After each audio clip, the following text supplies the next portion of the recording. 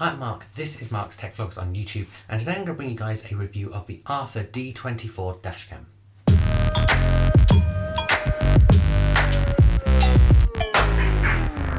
Now at the start of this video, I want to tell you that ARPHA very kindly reached out to me and sent me this to review, which means I haven't paid for it, but as with everyone who reaches out to me, I always say I will make an honest review. And so this video is giving my honest thoughts on using this product. I'm also going to try and show you as much video as I can throughout this video of this in action. And let's kick off and talk about price and what you get in the box.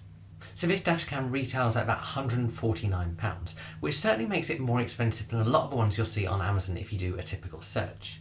However, having used this now, I think that's reflected in the quality of this and what you get with it. So in the box you get the front camera, you get the rear camera, you get a 9-volt USB plug, a long USB-C to USB-A cable for giving it power, you get some cable clips, you get some spare sticky pads for the mounts, you get a tool for tucking in your cables, you get instructions, and you get a 64MB micro SD card. That means you get absolutely everything you need to get started in the box. So let's talk about the design. So the front camera looks similar to a lot of dashcams out there. On the front you've got the camera and the lens, on the back you've got a screen, and then on the sides and top you've got spaces to plug in that rear camera and the power and a slot for a memory card. There's also a physical button on the right hand side of it. All in all, I like the design of the camera and that the rounded edges all kind of match and are consistent throughout. The rear camera also has a nice compact design and is very rounded and quite different from other cameras I've seen. It attaches quite nicely to your rear windscreen using a sticky pad, and then you can twist the camera around to adjust it to the right angle. So let's talk about specification. So the front camera can shoot in 4K with a 150 degrees wide angle. The rear camera is quite impressive for a rear camera and shoots at 2K, again with a 150 degree wide angle. Both also support night vision. This means both have plenty of range and also really good quality. That front camera can also record audio, as with most dashcams, but you can turn this off if you don't want it. One of the things that really sets this camera apart is that it has Wi-Fi built in for transferring video. And what really sets this apart is that this is Wi-Fi 6. This helps with transfer speeds over your standard 2.4 GHz network. All this interaction is done by the ARPHA app. That screen on the front camera is a touch screen as well, and it's pretty responsive. You can also switch that screen off if you just press a button on the side. Of course, if you don't, when it's recording, what you get is a live view of your front and rear camera. As with all dashcams, it has built-in crash detection, which means if it does detect some kind of impact, it will save that video and lock it. And as with all dashcams I've reviewed, this isn't something I have thankfully tested. It also has GPS built in. This is great for the location being attached to the video, but also for knowing the speed you're going, and that appears in the bottom of the video.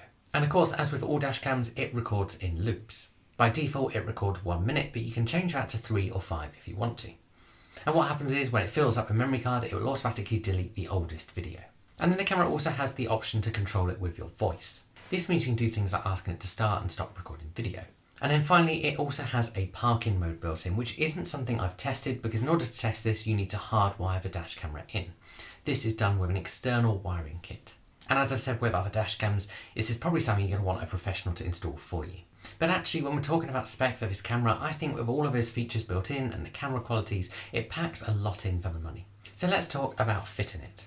And as I said, everything you need to get this camera installed and fitted in your car is included in the box. That includes some spare sticky pads, which is great if you need to change your windscreen or you change car. And in my opinion, the best way of doing this is to attach both cameras to your windscreens to start with. From there, you're going to want to take the long cable of the rear camera and put it to the front of your car, just loosely dangling over the seats. You're then going to also want to do the same with the front cable. And then what I recommend doing is working from the front. So tuck both of those cables up and around your windscreen, and then you're going to get to kind of the side door where they're going to split off. One's going to go for back, one's going to go down. And then I've also found that in most cars, what you tend to have is more space to tuck away excess rear cable at the back. And so working from front back means you've got all the excess cable at the rear and you can just tuck that out the way. And there is a lot of excess rear cable. So if you drive a big car, even an estate, I think you'll be perfectly fine with this. All in all, it took me about 10 minutes to get all this done. Maybe it'll take you a bit longer if you haven't done it before, but it's not a particularly difficult job, and having that little tool to tuck away the cables is great. The final thing you want to do is download that ARPHA app and connect to the camera. Most importantly, you're going to want to format that memory card. Of course, you can also do this via the settings on the camera screen. One of the things I couldn't work out during setup was how to actually set the time by that touchscreen, but if you download the app and connect to the camera, it automatically syncs the time. The app also lets you access a variety of settings. This includes changing the crash detection sensitivity and changing those loop times. Of course, all of those things can also be done on that touchscreen.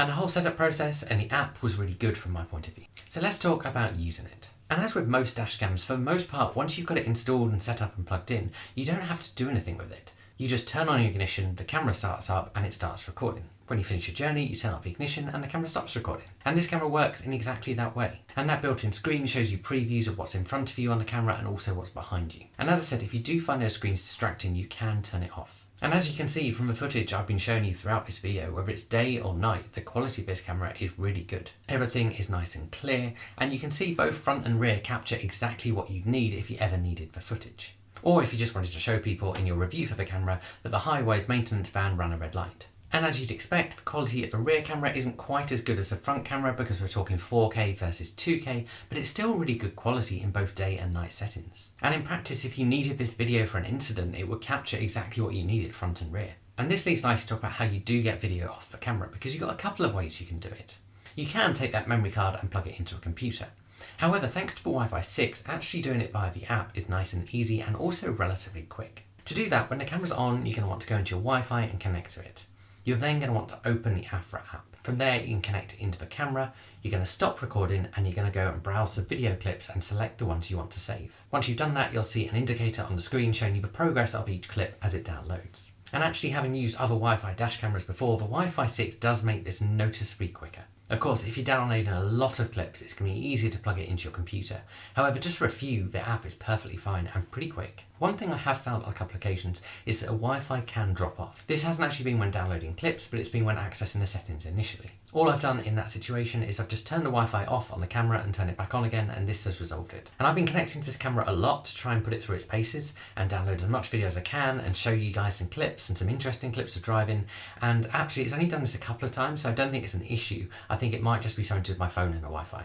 But it's something that I'm always honest in my reviews, so I wanted to mention it. Then the other thing I want to mention is that voice control mode, which means in theory you can use your voice to ask it to stop recording or start recording. Now, despite this being on in the settings for the dashcam, this isn't something I've been able to get to work at all. And to be honest, I don't think this is a useful feature because I think most of the time with dashcams, you actually just want them to record when you're driving and stop recording when you're not driving.